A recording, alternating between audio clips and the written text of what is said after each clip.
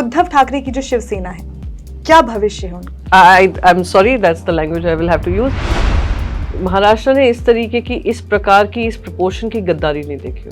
चलिए, आप मुझे सत्ता भी दे दीजिए, आप मुझसे पार्टी भी दे दीजिए, आप मुझे पार्टी का चिन्ह भी दे दीजिए, कल जाकर अगर वो भी बात नहीं बनेगी, कहेंगी मुझे सरनेम भी दे दीजिए ठाकरे परिवार का। आइए हमें ईडी से बचा लीजिए, प्लीज हमें सीबीआई से बचा लीजिए, प्लीज हमें आईटी से बचा लीजिए। केश पैरेट पे सबको बहुत रोना आता था। अब कोमा में पैरेट है, कोई नहीं देख रहा है, मरने वाला है। केंद्र सरकार के पास शायद वो चाहते ही नहीं है कि पार्लियामेंट चले। मैं कभी कभी सोचती हूँ मेरे बच्चे क्या सोचते होंगे जब वो टेलीविजन ऑन करके देखते हैं कि पार्लियामेंट फिर से स्थगित हो गया है। Favourite opposition leader? Narendra Modi ji. जो बॉयकॉट ट्रेंड, कितना स्कैरी है ये? तो माहौल बनाया हुआ है, माहौल डर का बना हुआ है। कोई कॉर्पोरेट बोल देगा कि मोदी जी ये तो गलत था, चलिए भाई साहब ईडी आ गया टॉक करने। कोई पॉलिटिशियन कहेगा कि सब गलत हो रहा है और मोदी जी जिम्मेदार है, नॉक आजकल तो असम पुलिस देखिए कितनी सुपर एक्टिव है, जैसे असम की कोई दिक्कत ही नहीं है। तो यहाँ पर एक शब्द है जिससे बीजेपी और शिवसेना दोनों कनेक्ट होते हैं, वो शब्द है हिंदुत्व का। हमारा हिंदुत्व कहता है कि हमारे दिल में हमारे राम है और उसमें किसी को शंका नहीं होनी चाहिए। हमारे राम मंदिर को लेकर हमने लड़ाई लड़ी है क्योंकि वो हम अपने सिविलाइजेशनल हिस्ट्री मानते हैं। छत्रपति शिवाजी महाराज की लड़ाई जाति और धर्म पे नहीं थी। उनके जो सबसे प्रमुख सिपाही थे वो एक मुसलमान थे। फ्रीडम ऑफ स्पीच मीन्स कि आप सुनने की भी क्षमता रखो। अगर आप बोलते पूरा हैं तो सुनिए भी ना 50%। आपने सबको मिट्टी में मिला दिया एक सत्ता में रहने के लिए। अपने बेबाक अंदाज के लिए जो है जानी जाती, आज हमारे साथ है none other than MP Priyanka Chaturvedi. तो Priyanka, welcome to Uncut. Thank you so much for having me. ठीक ही लग रहा है। बट दिल्ली, नोएडा, एनसीआर का वेदर कैसा है? कभी नरम कभी गर्म, ऐसे ही हाल है। बट अभी पार्लियामेंट काफी गर्म चल रहा है। अभी हम देख रहे हैं कि काफी ज्यादा हो ही नहीं रही है कार्रवाई, एकदम रोज एडजर्न हो जा रहा है। वो हाँ एडजर्न हो रहा है क्योंकि केंद्र सरकार के पास शायद वो चाहते ही नहीं है कि पार्लियामेंट चले। जो लोग पार्लियामेंट प्रक्रिया पे ही विश्वास नहीं रखते हैं, जो संविधान पे विश्वास नहीं रखते हैं, जो लोकतंत्र के जो मूल तौर तरीके होते हैं उस पर ही विश्वास नहीं रखते, तो उनसे ये चीज़ें अपेक्षित ही हैं। किसी तरीके का सल्यूशन नहीं निकल कर आ रहा है। हम देखते हैं जैसे ही पार्लियामेंट जाते हैं, डिस्कशन करना चाहते हैं, उससे पहले ही उन्हीं के एमपी जोर जोर से हंगामा करने लगते हैं और 1 मिनट के अंदर सदन में स्थगित कर दिया जाता है। बट डोंट यू थिंक, अभी रिसेंटली एक रिपोर्ट भी आई थी कि इस बार जो सेकंड सेशन हुआ था स्टार्ट, मतलब 4 दिन में 45 मिनट्स हुए थे, तो जो टैक्स पेयर है, हम जैसे लोग, उनका पैसा, कितना पैसा बर्बाद हो रहा है। एंड 35 बिल्स पेंडिंग है, कोई उस पर कोई आर्ग्यूमेंट नहीं, कुछ नहीं, बस हंगामा होता है एंड देन एडजर्न हो जाता है। देखिए, I agree with you.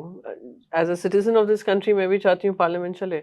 As a member of parliament हम भी अपना घर परिवार को छोड़कर आते हैं संसद में अपनी बात रखने को, महाराष्ट्र की बात रखने को, जनता के मुद्दों पे बात करने को। और अगर देश में कुछ ऐसी पॉलिसीज के अंतर्गत कुछ चुनिंदा लोगों को फायदा हो रहा है या हम देख रहे हैं भ्रष्टाचार हो रहा है, तो उसके मुद्दे उठाना हमारी जिम्मेदारी बनती है।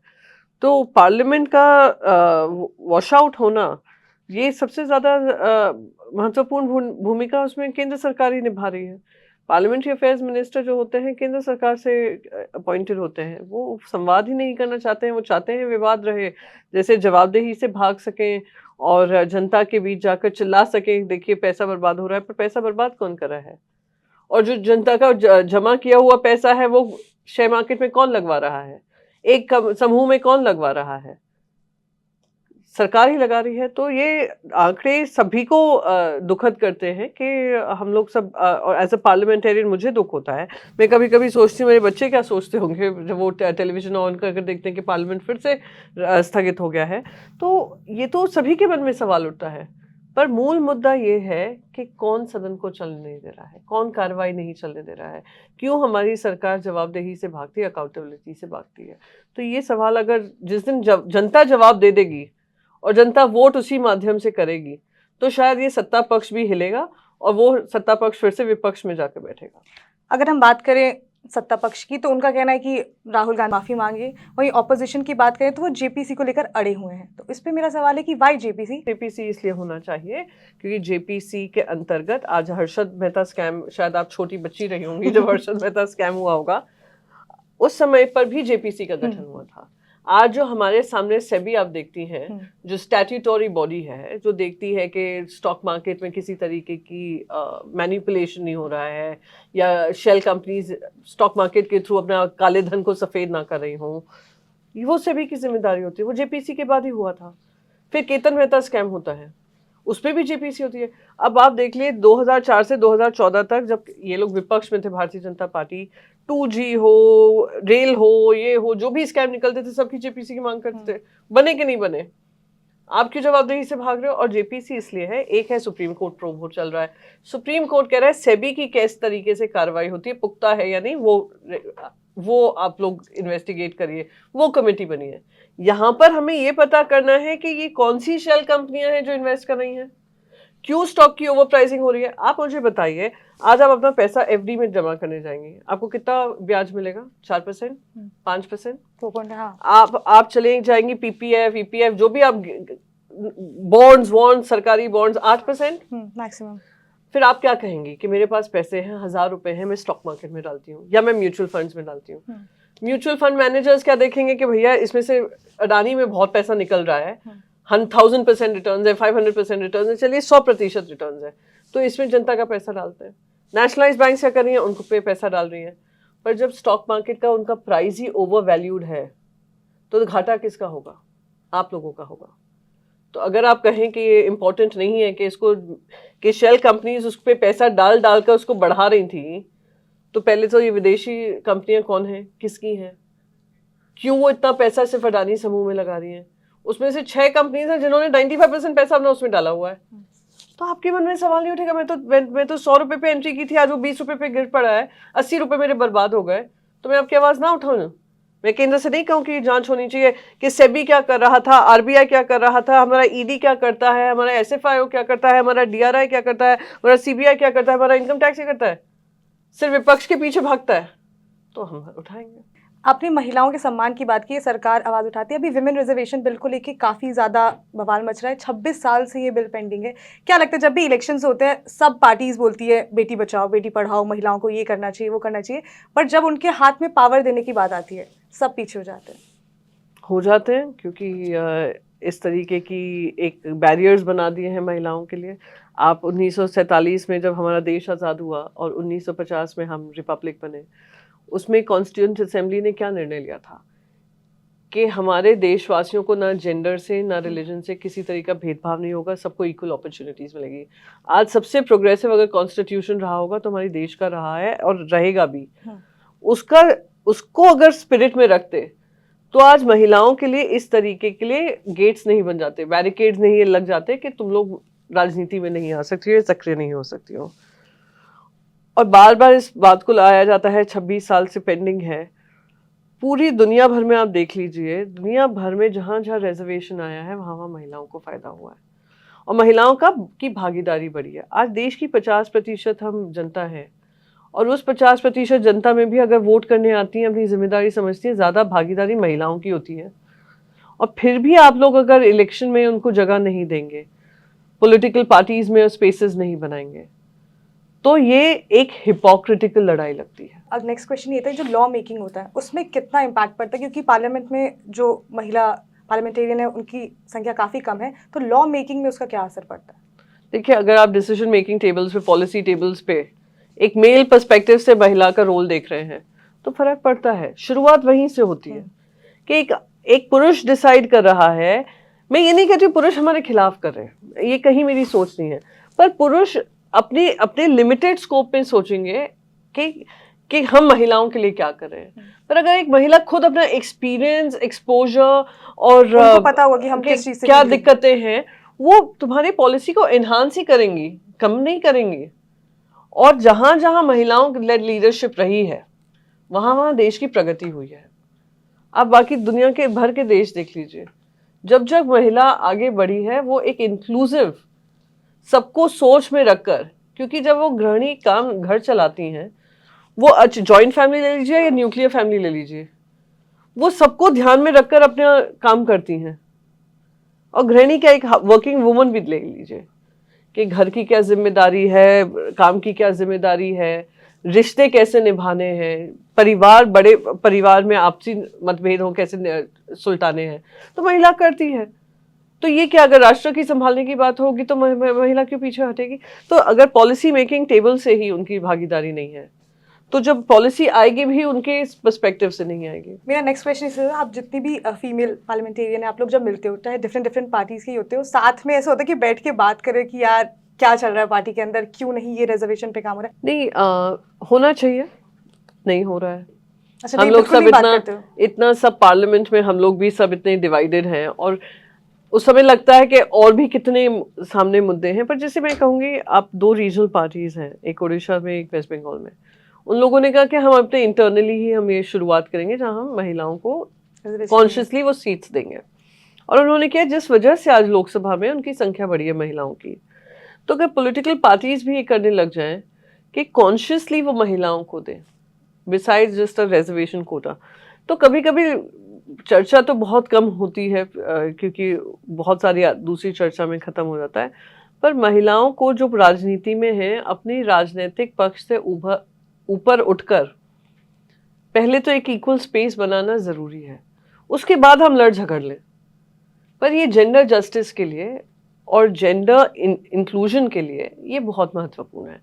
तो चर्चा मैं कहूँगी कि होनी चाहिए, प्रायोरिटाइज होना चाहिए।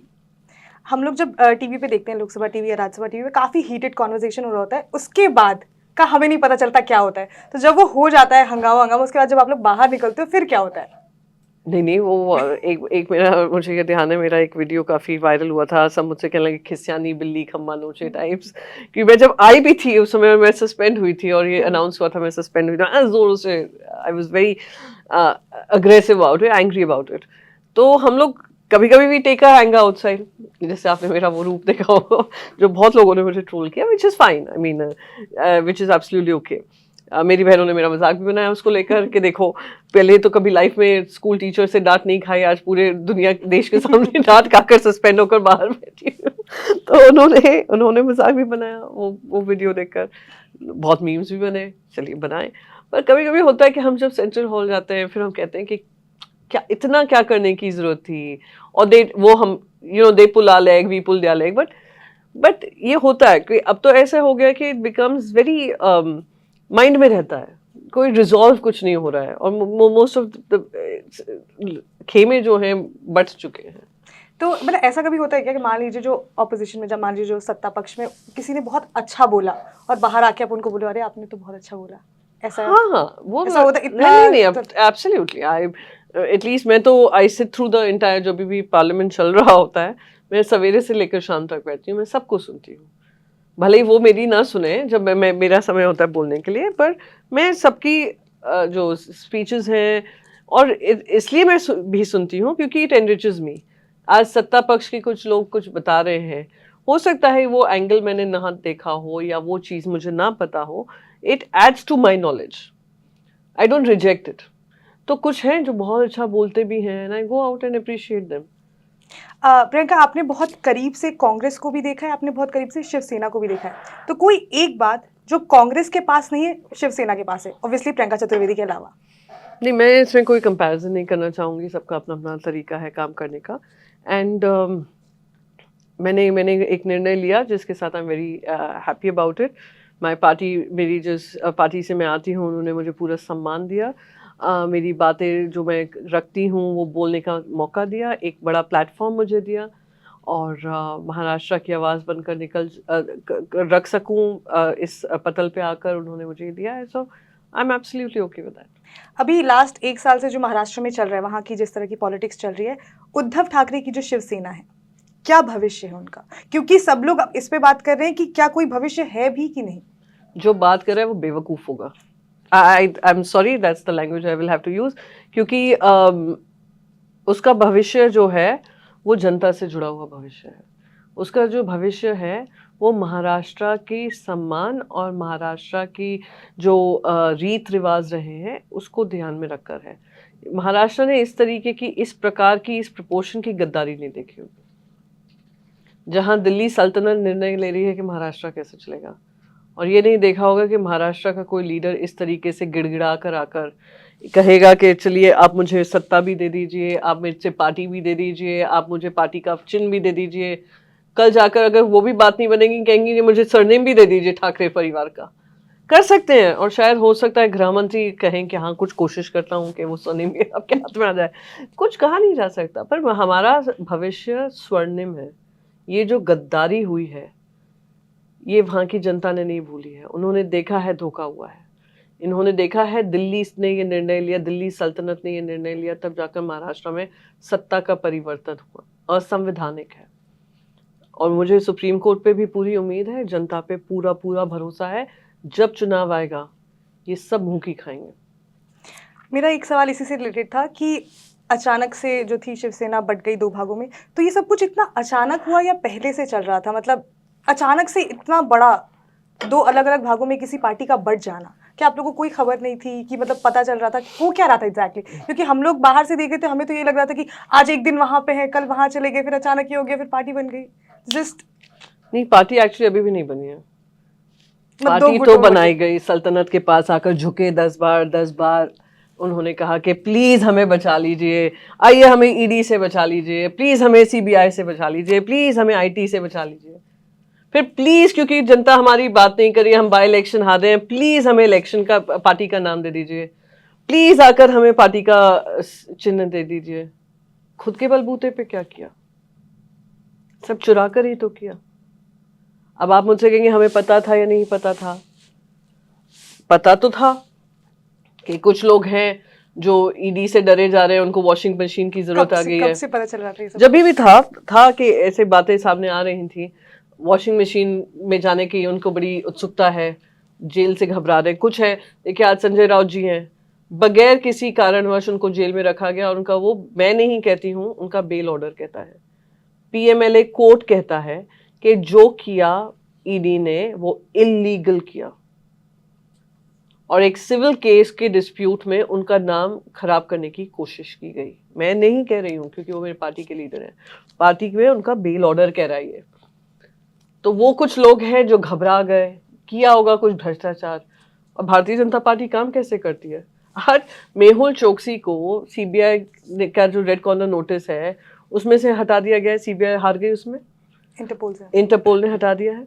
आज वही सीबीआई इतनी व्यस्त है, जो एब्सकॉन्डर्स है उनको नहीं बचाएगी, उनको नहीं लाएगी वापस देश में। वो किनके पीछे लगेगी? केज पैरेट पे सबको बहुत रोना आता था।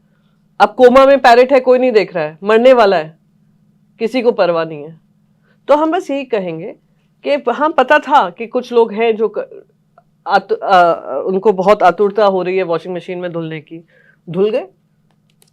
पर जनता के मन से तो हमेशा के लिए कलंकित हो गए। गद्दारी का छापा लगा हुआ है, तो करे। आई मीन पार्टी बनती हैं जाती हैं, पर जनता का विश्वास सबसे इंपॉर्टेंट होता है। और मैं उसमें बार बार सब जगह अटल बिहारी वाजपेयी जी को कोट करती हूँ।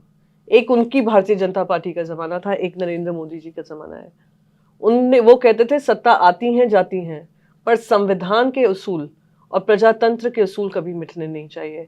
आपने सबको मिट्टी में मिला दिया एक सत्ता में रहने के लिए। ये अंतर है वहां की भारतीय जनता पार्टी से लेकर आज की भारतीय जनता पार्टी में।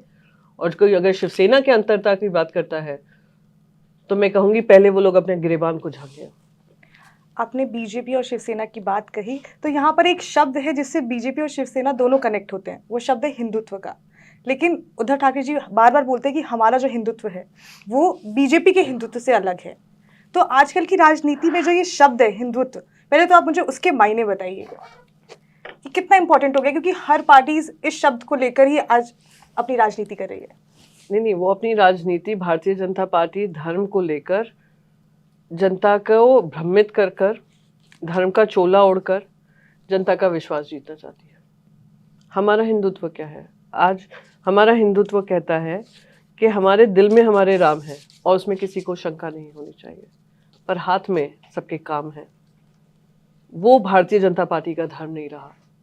मैंने अभी अभी आपको अंतर बता दिया, अटल बिहारी वाजपेयी जी से लेकर आज की बीजेपी में। उसी में आपको अंतर समझ में आ जाएगा कौन अपने रास्ते से भटका है।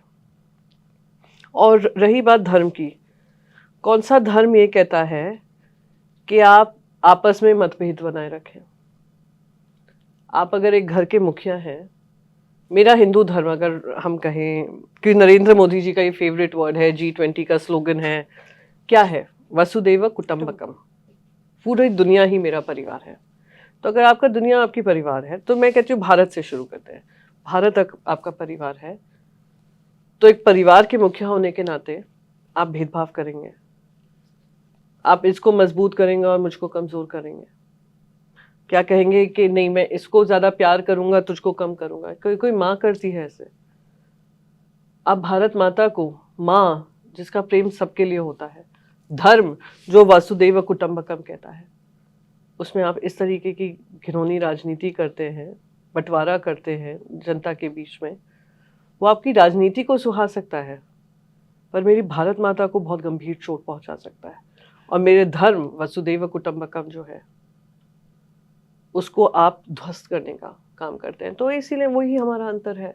हमारे राम मंदिर को लेकर हमने लड़ाई लड़ी है, क्योंकि वो हम अपने सिविलाइजेशनल हिस्ट्री मानते हैं।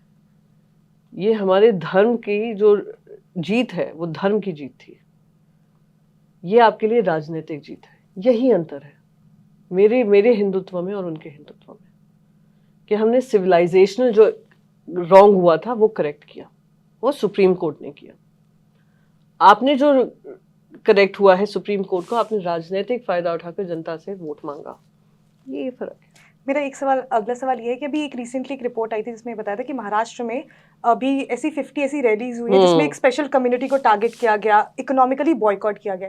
कितना स्कैरी है ये? देखिए, इतना प्रोग्रेसिव स्टेट है महाराष्ट्र, और प्रोग्रेसिव किस लिए बना है? क्योंकि हमने जाति धर्म सबसे ऊपर उठकर, छत्रपति शिवाजी महाराज की लड़ाई जाति और धर्म पे नहीं थी।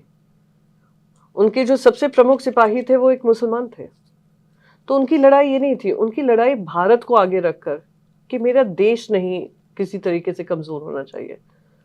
आप राज्यों को कमजोर कर कर अपने हिंदू मुसलमान धर्म के पीछे, आप धर्म की लड़ाई में जनता को बात कर। अभी कुछ दिन पहले आरएसएस के जो मुखिया हैं, उन्होंने ब्राह्मणों के बारे में कुछ कहा कि ठेकेदार बनकर रह गए।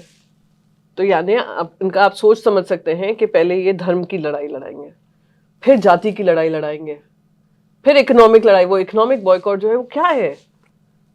आज अगर 10 बेरोजगार हैं, मैं आपको चैलेंज कर कह सकती हूँ उसमें से 6 हिंदू होंगे। अगर 80% हम देश में, चलिए 70% हम इस देश के हैं, 7 भी अगर 10 में से ले लिए, 7 भी कम कर हमने 6 ले लिए, ज्यादा बेरोजगार तो हमारे हिंदू भाई बहन ही है।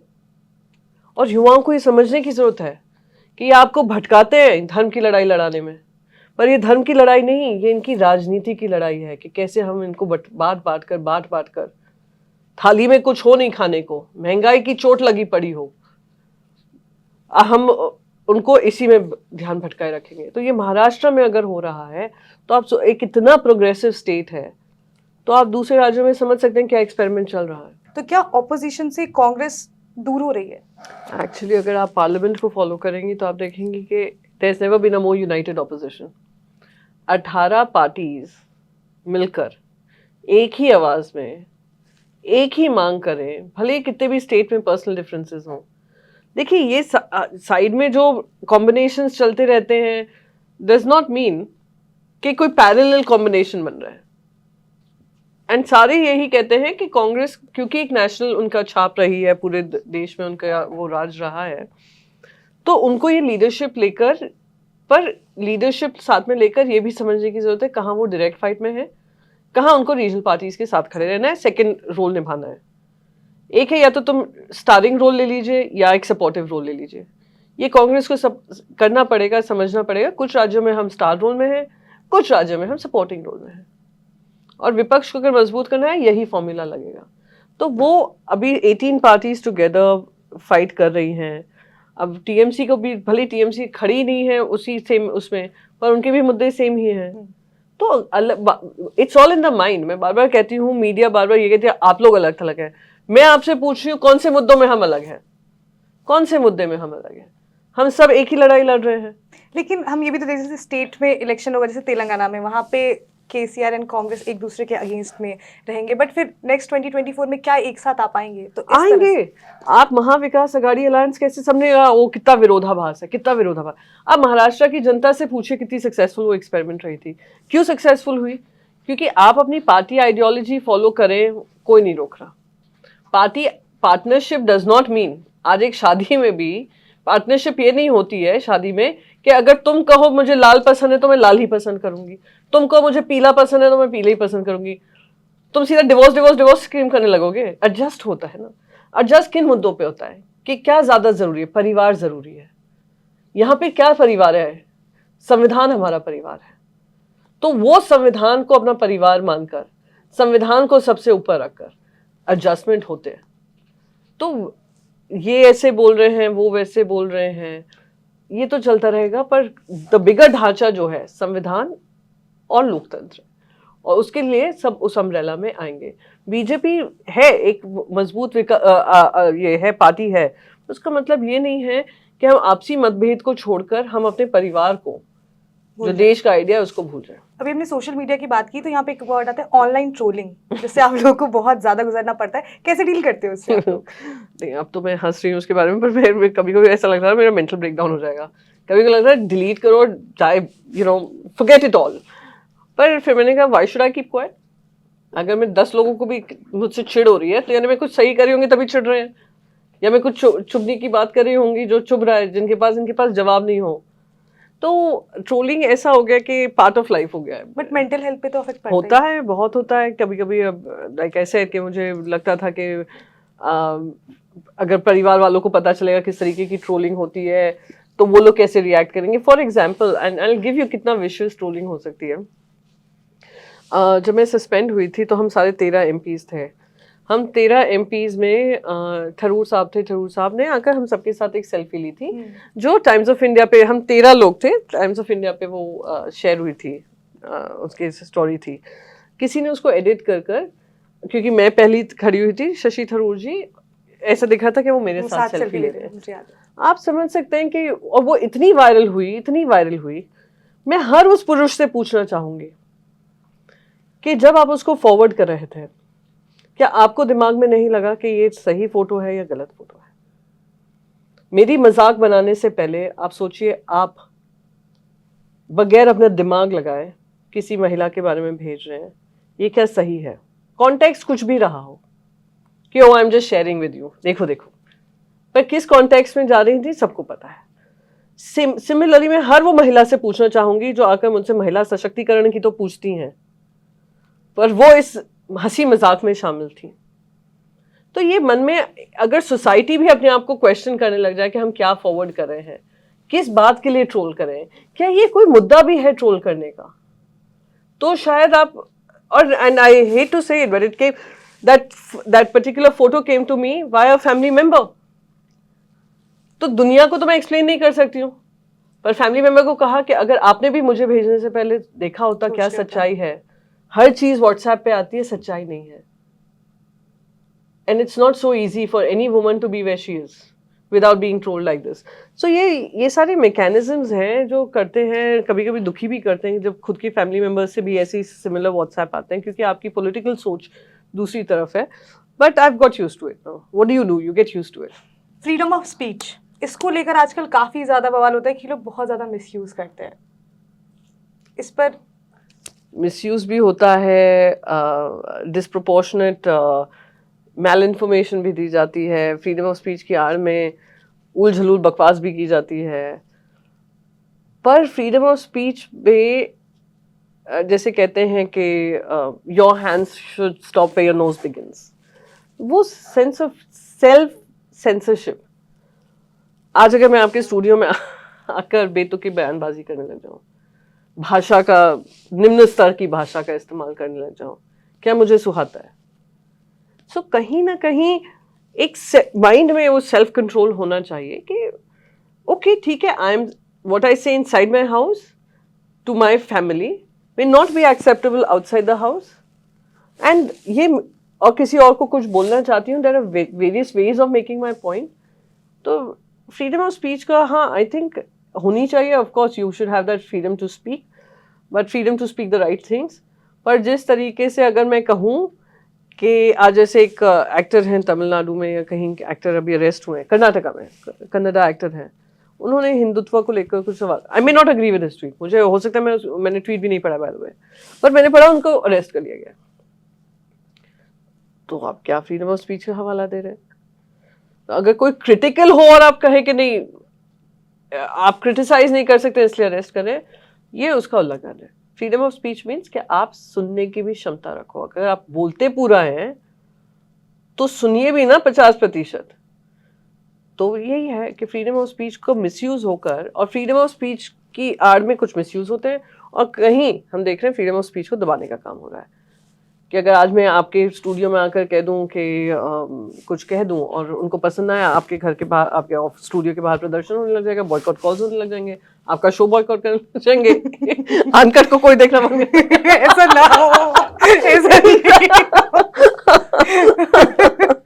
आई एम कह रही माहौल ऐसा है, आप क्या करेंगे? सो माहौल बनाया हुआ है, माहौल डर का बना हुआ है कि अगर कोई कॉर्पोरेट बोल देगा कि मोदी जी ये तो गलत था, चलिए भाई साहब ईडी आ गया टॉक करने।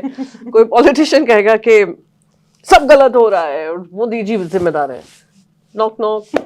फेसबुक पे कोई पोस्ट करेगा, आप में से कोई पोस्ट कर दे, ये तो मोदी जी ने बहुत गंदा काम किया, किसी ने एफआईआर असम में दर्ज कर दिया, आगे अरेस्ट करने सीधा। आजकल तो असम पुलिस देखिए कितनी सुपर एक्टिव है, सीधा दिल्ली एयरपोर्ट के टारमैक पे जाकर लोगों को अरेस्ट कर लेती है, इतनी सुपर एक्टिव। जैसे असम की कोई दिक्कत ही नहीं है, दिक्कत दिल्ली में आकर सबको अरेस्ट करने की है बेचारे। आई मीन ये बहुत इंटरेस्टिंग है कि सब पुलिस वहीं जाके वहीं पे सारे एफआईआर, हाँ, सारे एफआईआर वहीं से होते हैं आजकल, जैसे वो गढ़ बन गया। और देखिए जब हमारी सरकार गिरी थी, कहाँ बैठे हुए थे? असम में। महाराष्ट्र की सरकार अच्छी जगह है। नहीं, मैं ये नहीं कह रही कोई बुरी जगह, देश का कोई भी कोना बुरा नहीं है, पर ओवर एंथुजियाज्म जो एक राज्य में अभी हो रहा है, जिससे कि वहां की सारी दिक्कतें खत्म। ये भूल जाओ कि उनके बाकी सारे बॉर्डर स्टेट्स में डिस्प्यूट चल रहा है, वो भी जरूरत नहीं है। रोजगार भूल जाओ, कुछ प्रॉब्लम हो रही हो वो भूल जाओ, वो दिल्ली के टारमैक पे आकर कोई फ्लाइट में बैठा होगा, उनको खींचकर असम पुलिस एक्टिव हो जाती है। गुजरात के एमएलए को जाकर अरेस्ट करके गुजरात ले जाती है, असम ले जाती है। सो ये है। ओके, तो ये हमारा लॉन्ग फॉर्मेट था जो अभी हम खत्म होगा, लेकिन नेक्स्ट सेगमेंट है हमारा। अच्छा, एक और सेगमेंट है। एक्चुअली 2 सेगमेंट है, मतलब छोटे-छोटे, आप परेशान मत होना। कि हमारा क्वेश्चन है कि मोस्ट गूगल्ड क्वेश्चन। हाँ, मेरे ऊपर। यस, अच्छा, आई एक्साइटेड?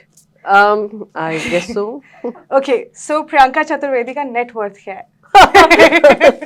मेरा नेटवर्थ में ज्यादा नहीं होगा, जो भी ईडी नहीं, वो तो ईडी ने मेरा पूरा बेचारों ने नेटवर्थ क्या एक्सरे सब निकाल लिया होगा। और जो भी है जनता के सामने है। हमारा तो जो नेटवर्थ है वो हमारे पार्लियामेंट्री वेबसाइट पे भी लगता है, तो जिसको जो दिख रहा है। एक्चुअली जब मेरा नेटवर्थ सबने देखा, दे वो ऑल वेरी डिसअपॉइंटेड। बॉस बोलती इतना है। नहीं, whatever it is. Next question उसमें था कि क्या आपके पास प्राइवेट जेट है? ये क्वेश्चन गूगल पे पूछा जा रहा है। सीरियसली? यस, क्या प्रियंका चतुर्वेदी के पास प्राइवेट जेट है? नहीं, अनफॉर्चुनेटली नहीं है।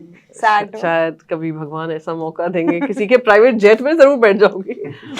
शायद इस लाइफ टाइम में ओन कर पाऊं, वो शायद नहीं है। बच्चों से पूरी उम्मीद है। बिल्कुल। ओके, तो प्रियंका चतुर्वेदी ने कम्युनिकेशन फील्ड क्यों छोड़ा? क्योंकि यहाँ पर पैसे कम हैं। इसमें तो पैसे ही नहीं है। So your favorite movie? My favorite movie, I like all these, Bollywood type movies and जिसमें रिसेंटली कौन सी देखी आप? मैंने पठान देखी थी थिएटर में जाकर। मैं थिएटर जाती नहीं हूँ, पर थिएटर गई थी, मुझे अच्छी लगी थी। अभी रिसेंटली मैंने गुलमोहर देखी नेटफ्लिक्स पे, शर्मिला टैगोर जी की, and I liked Manoj Bajpayee ji just so much. And अगर कोई मुझे टीवी सीरीज कहेगा तो मैं कहूँगी Mirzapur hands down, because of Pankaj Tripathi ji. I am like huge fan. I can't say this openly क्योंकि फिर बेचारे पंकज जी को ट्रोल करने लग जाएंगे। He's so good, हाँ। But अब किसी के आर्ट को अप्रिशिएट करे वो तो कोई भी कर सकता है ना, मतलब। हाँ, so I'm just appreciating, don't troll him, please। हाँ। Okay, आपका फेवरेट गाना? एक बार मुझे याद है स्पेसेस पे मैंने एक गाना गा दिया था। I'm so बेसुरी। No, I'm not singing। इतनी बेसुरी थी। मुझे लगा स्पेसेस कोई रिकॉर्ड नहीं करता, किसी ने वो भी रिकॉर्ड कर दिया। To troll me। कौन सा गाना था वो? I don't even remember what I sang that day, and but I like all Arijit Singh songs. दिल टूटा हुआ गाना, भले दिल टूटा हुआ, but they're like really nice songs. दिल टूटा हुआ गाना, दिल दिल टूटे टूटे। कभी आपका कॉलेज टाइम में? ना। अब हमारा नेक्स्ट सेगमेंट है 60 सेकंड्स विद प्रियंका चतुर्वेदी। आपसे मैं क्वेश्चन पूछूंगी, आपको वन वर्ड में आंसर करना है, एंड देन है वन वर्ड एक Like, okay, आप एक कर सकते पॉलिटिशियन से को एक वर्ड में जवाब दे दो, ये ऐसे कैसे? ओके आप एक लाइन में कर देना। Okay. Okay, favourite opposition leader right now, पहले का भी और अभी का भी, सेफ नहीं खेलना है, अभी का बताना है आपको। अभी का favourite opposition leader, I think the poor person will get into trouble. Let's not do this to that poor person. No. Let's not get into the उनकी ऐसे नहीं करते उनके ना, करियर नहीं कोई खराब एक करने तो हैं। होगा ना कोई। मेरा तो ऑलरेडी हमारा वैसे ही रडार पे रहता है, उनको रडार पे नहीं लाना। एक नाम So सेफेस्ट नरेंद्र मोदी जी। ये तो देखो कोई उनको कुछ नहीं कर सकता, वो बाकी सबको कर सकते हैं। Okay, favourite speaker in parliament? Favorite speaker in Parliament? I would say Manoj Jha ji. I really like him. From the opposition side, I also like P. Chidambaram ji when he speaks. And from that side, नहीं actually वो लोग सब यही कहते हैं मोदी जी। तो I like Modi ji. Okay, Delhi और बॉम्बे? मुंबई, कोई उसमें दो राय नहीं है। I'm sorry, I know you're about to like end this conversation, but it's अच्छा, sorry, okay. Mumbai hands down. Mumbai का वड़ा पाव या दिल्ली के छोले भटूरे? वड़ा पाव, ऐसे नहीं, vada pav, don't eat it. Vada pav is the king of the world. हाँ, yes. इसलिए chole bhature. I mean, chole bhature so fattening and all that, guys. हाँ, but it's just vada pav is chole bhature feeling है। ये भी फीलिंग क्या, ईटिंग है एंड सेंटिमेंट है, सब कुछ है, स्पाइस है, सब कुछ मैं है। जब मुंबई आई थी मुझे अच्छा लगा था वैसे काफी। मैं बता बट रही दिल्ली हूँ। में इतना अच्छे नहीं मिलते, तो ये भी नहीं, I can tell you some good places जहाँ हाँ खा प्लीज सकते हो। प्लीज, हाँ, शो के मेरे पास घर आ आ जाओ, हाँ, वहाँ पे पक्का, मैं next time जाएगा। पक्का। ओके, ममता बनर्जी, राहुल गांधी या उद्धव ठाकरे? ये भी कोई सवाल है। Favourite leader? Obviously Uddhav ji, because उन्होंने जिस तरीके से उन्होंने कोविड के समय पर इतना उन पे आरोप लगाया कि एडमिनिस्ट्रेटर नहीं है, एक्सपीरियंस नहीं है, एक्सपोजर नहीं है, he prove the world wrong and that gives me a sense of pride. Okay, और इन तीनों में से कौन लाइक बेस्ट पीएम कैंडिडेट? वो जनता डिसाइड करेगी, मैं नहीं डिसाइड कर सकती। एक बार- मैं तो कहूंगी उद्धव जी बनने चाहिए, बट फिर ये कंट्रोवर्सी हो जाएगी, देखिए वो भी मैदान में। So the point is this, जनता will decide. Okay, describe Congress party in one word? National party, BJP इतना सेफ नहीं खेल रहा है ना। Super national party, Shiv Sena? Shiv Sena, a very strong regional party. Oh wow, nice. अच्छा, मेरा लास्ट क्वेश्चन, अगर प्रियंका चतुर्वेदी अपनी ऑटोबायोग्राफी लिखती हैं तो क्या टाइटल होगा उसका? क्या टाइटल होगा यार? अभी हम नॉवेल पहली लिखना चाह रहे हैं, which is a comedy novel, but अच्छा, आप लिख रहे हो अभी? लिखना चाहती हूँ, टाइम नहीं है, बट मैं सब लोग मुझसे कहते हैं आप क्या लिखोगी, नॉन फिक्शन लिखिए। मैंने कहा आई डोंट थिंक मैं नॉन फिक्शन अभी लिखना चाहूंगी, it has to be fiction which is fun, कि my journey as a politician and it should be a fun read, it shouldn't be a read of oh my god मैं यहाँ से फिर ये हुआ, ओ माय गॉड मेरी ये, oh my god मेरी लाइफ ये। So it has to be fun, कि कैसे मेरी बेटी का एनुअल डे हो रहा है, मैं मार्केट में खड़ी हूँ और मेरे फोन कॉल आता है कि ये ब्रेकिंग न्यूज है, आप इस पे रिएक्ट करिए, एंड मैं उससे हिसाब किताब कर रही हूँ और मैं साथ में रिएक्शन भी दे रही हूँ। लाइफ ऑफ अ पॉलिटिशियन, तो नहीं, आई डोंट नो, अगर लिखना होगा तो मैं कहूंगी a life well lived. Oh nice. Okay Priyanka, तो हमारा इंटरव्यू यहाँ पे खत्म होता है। आपका कैसा एक्सपीरियंस रहा वो कैमरा में देख के बताइए, और हमारे यूजर्स को ये भी बताइएगा कि सब्सक्राइब कर लें, अनकट को बॉयकॉट नहीं करें। सबसे पहले तो अनकट को बॉयकॉट मत करिए, प्लीज सब्सक्राइब करिए। I am the only exceptional देव मेड, तो ये मेरी वजह से बॉयकॉट मत करिएगा। अच्छा प्लेटफॉर्म है और सबको सब्सक्राइब करना चाहिए। दूसरा, ये एक्सपीरियंस काफ़ी अच्छा एक्सपीरियंस रहा, मैंने काफ़ी बेबाकी से काफ़ी चीज़ें बोली है, मैं इनको बाद में कहूँगी थोड़ा उसमें से कट कर दें, अनकट मत रखें। पर yeah it was a good fun experience and very rarely as politicians we open up the way she has managed to get me to open up। तो आप सबको कहूँगी कि प्लीज़ इसको देखिए, प्लीज़ इसकी रैंकिंग्स बढ़ाइए और प्लीज़ सब्सक्राइब करिए। Thank you so much. You're welcome। Thank you.